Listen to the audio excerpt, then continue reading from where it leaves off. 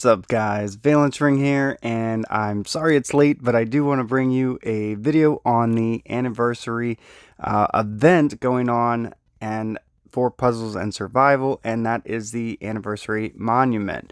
So I want to cover that and a lot of the new information in the new update. I know there's a lot of questions, so I do want to make sure I cover everything as much as possible. Of course, if I forget anything, leave anything out, or make any mistakes, put it down in the comment section below so I know, and share your information with everybody. Alright, so let's dive right into this really quick. This is actually day 2. I had shot this earlier, but unfortunately my microphone died and I had to fix it. So anyways, this is the Anniversary Monument event going on. As you can see, you have the boxes here and you can open them. And this in some ways is similar to other events where you have the 3 tiers. You can unlock the second tier for $4.99 and the third tier for $19.99. And then the rewards are pretty good and you can go all the way up to level 25. Based on the math that some people have done, it's approximately 15,000 points.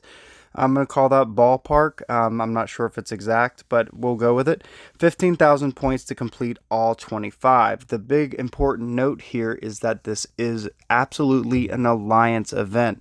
So unlike a lot of the events where it is your solo effort doing your own points and accumulating your own rewards, this must be done as an alliance, and the points generated are not as technically easy to come by as doing, say, some of the solo events. So if you do happen to see people running level 7 zombie layers, this is one of the reasons, because as you can see here, Hollaback is running a level 7 and a lot of our members are running level 7s.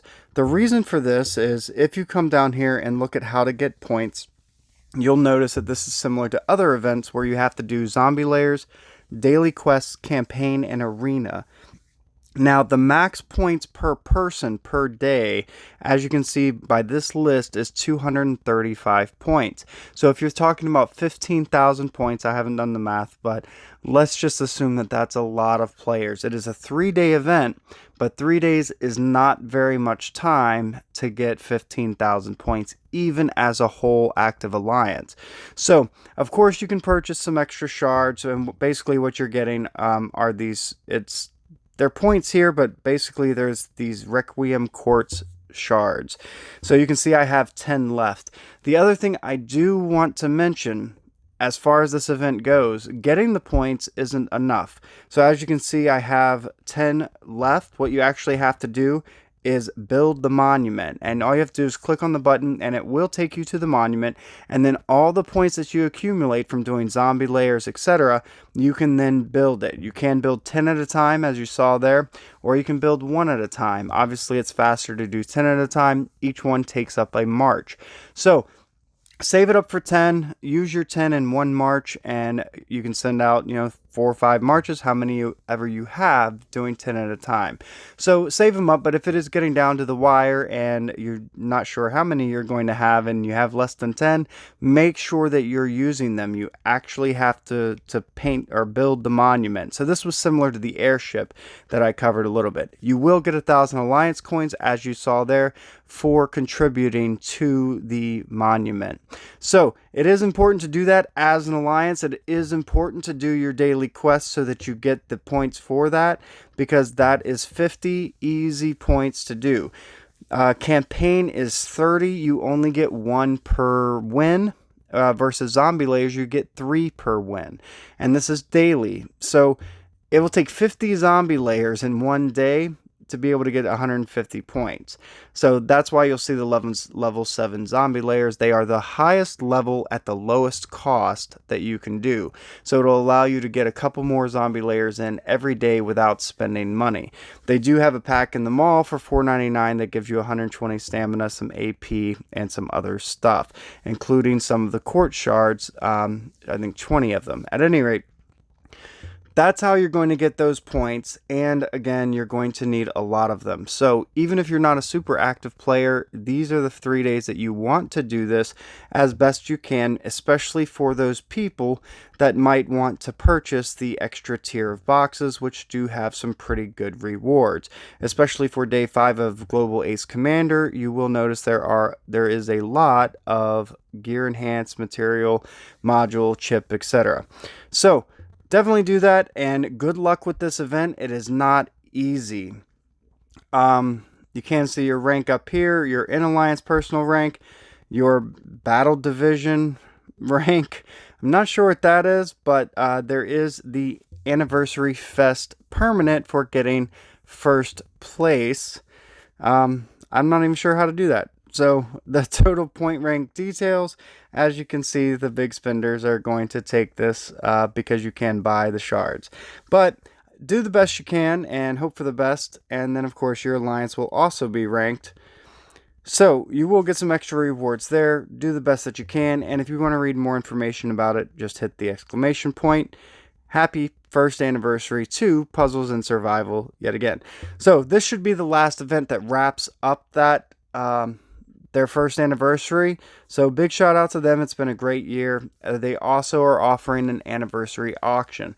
Now, the one thing I do want to mention about this is obviously it takes a lot of diamonds for some of this stuff, but it is pretty cool because there are going to be things that you can't normally get otherwise, including some permanent sanctuary skins, etc. So let's go into here and ignore all the flashing icons yelling at me to do stuff.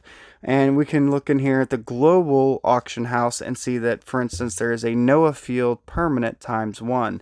It's going for a pretty hefty dollar amount, 650,000 diamonds, so that's not going to apply for everybody. But if you're so inclined, it is in there, and as a permanent, remember, sanctuary skins and all of those things do stack, so that's pretty cool. If you can afford it, it's in there. And of course, they're offering Gear Refiner in the State Auction House. They are also offering classified blueprints and things like that. So make sure you are checking the auction house. So as with, a lot of the updates now, they are adding a lot of little things such as skins, and you may have heard about the new hero skins. So I'll talk about this briefly. Right now, I do believe there's only 5. Scarlet is one of them. And I do want to say that the cost of these, you go into the hero and you can click this little icon next to the Nano Weapon, and it'll pull up the skin section. So you can see Scarlet's skin here. She is the stealth killer setup. But there are boosts on here, the troop stats for build speed and supply depot attempts. And troop stats will take effect upon activation. You'll notice down here there are these hero skin frags. You're going to get those from completing the anniversary monument event, and you can also purchase them in the mall. But these will, once you get 200, if you so choose, then you can activate Scarlet's stealth killer skin.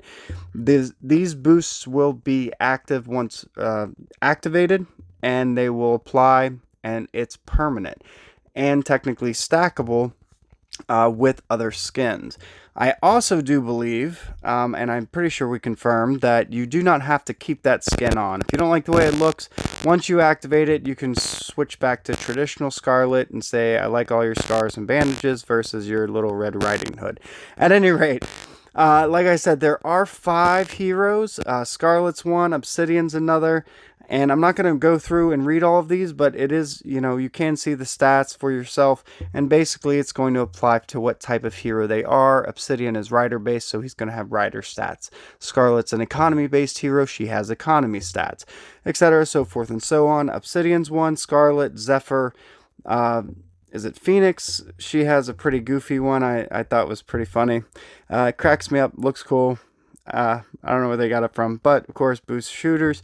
And it's also important to note that there will be the hero stats down here that also apply. Now, hero stats, these are the stats that pertain to match 3 gameplay. So arena, campaign, ultimate challenge, all of that stuff. Her base stats are going to be improved 5%, attack, defense, and hit points, by having this skin.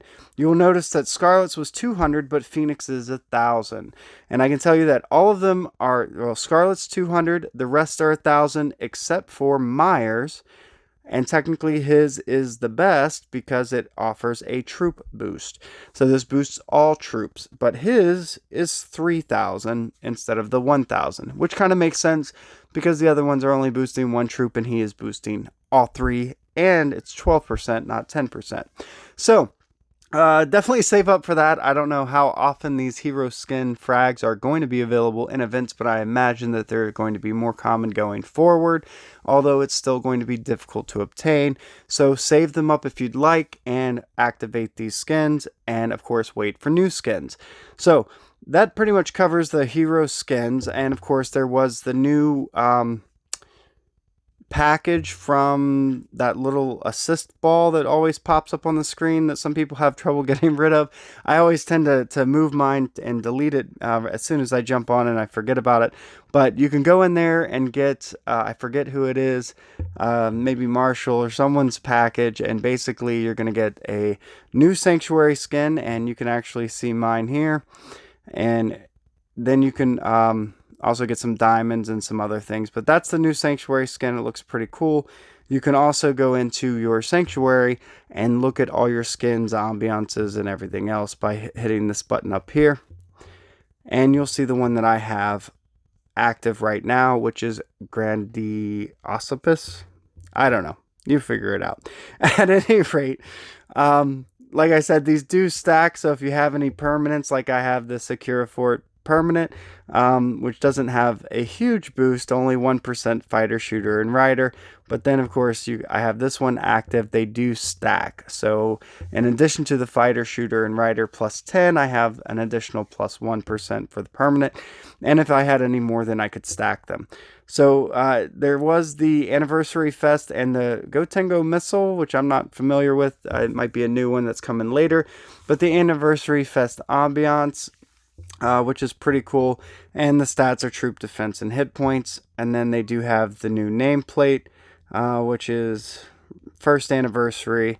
Again, the stats are pretty basic, but it's pretty cool, plus 2%. And then of course the dream cycle, which happens to be one of my favorites. At any rate, with all of that, and one other thing I want to talk about really quick as far as the update goes, and then I want to get into a more important topic, but is the new Nano Weapons. Actually, you can go into cabinet and you will find that Ulrich now has a, well, it's not Apex unless you craft an Apex, but the binding chains.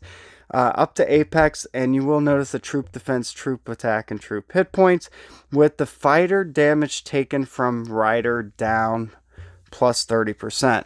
So what a lot of these do, and why it's really important, is that last one is a big one. There are now two. The Inoculator was the first to do that, with the rider damage taken down from shooter down 30%.